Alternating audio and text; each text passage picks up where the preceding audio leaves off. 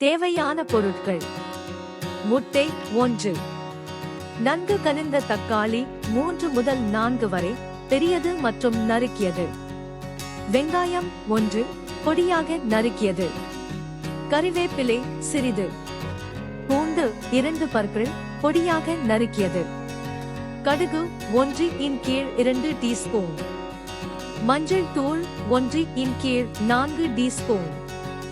மிளகாய் தூள் 1 இன் கீழ் 2 டீஸ்பூன்.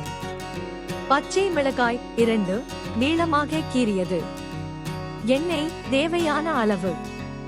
உப்பு தேவையான அளவு. செய்முறை: முதலில் ஒரு வாணலியை அடுப்பில் வைத்து அதில் சிறிது எண்ணெய் ஊற்றி காய்ந்ததும் கடுகு சேர்த்து தாளிக்க வேண்டும்.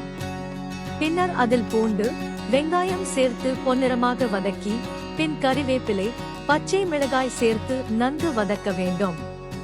பின்பு தக்காளியை போட்டு தீயை அதிகரித்து 3 முதல் 4 வரை நிமிடம் தக்காளி நன்கு வதங்கும் வரை வதக்க வேண்டும். பின் தீயை குறைத்து அதில் உப்பு, மஞ்சள் தூள், மிளகாய் தூள் சேர்த்து பிரட்டிவிட வேண்டும். கலவையானது சட்னி போன்று நன்கு வதங்கியதும் அதில் முட்டையை உடைத்து ஊற்றி ஒரு முறை கிளறி உடனே இறக்கிவிட வேண்டும்.